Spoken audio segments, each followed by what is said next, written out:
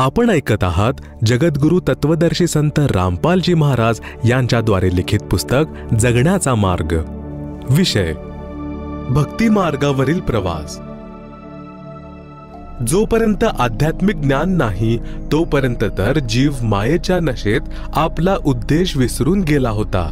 आणि जसे वर सांगितले आहे की मद्यपी नशेमध्ये ज्येष्ठ महिन्यातील दुपारच्या वेळेला उन्हात पडल्या पडल्या घामाने व वाळूने माखलेला देखील म्हणत असतो की मजा येत आहे, परंतु नशा उतरल्यानंतर त्याला कळते की तू तर जंगलात पडला आहेस, घर तर अजून दूर आहे.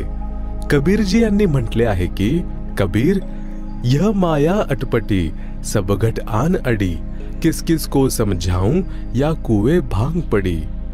भावार्थ, अध्यात्म ज्ञानरूपी औषध सेवन केल्याने जीवाची नशा उतरून जाते. मग तो भक्तीच्या मार्गावर चालतो, कारण की त्याला परमात्मा जवळ पोहोचायचं आहे, जो त्याचा स्वतःचा पिता आहे. तसेच ते सतलोक जीवाचे आपले घर आहे. यात्रेला निघणारी व्यक्ती सर्व सामान घेऊन चालू शकत नाही, केवळ आवश्यक सामान घेऊनच यात्रेला निघतो. अशा प्रकारे भक्तीच्या प्रवासात आपल्याला सर्व भार हलका करून चालावे लागेल, तेव्हाच ध्येय गाठू शकेल. भक्तिरूपी मार्गावर चालण्यासाठी आपल्याला मानसिक शांती असणे अनिवार्य आहे. मानसिक त्रासाचे कारण आहेत आपल्या परंपरा, तसेच नशा, मानपान, मोठेपणा, लोक देखावा. हे भार व्यर्थ उभे आहेत.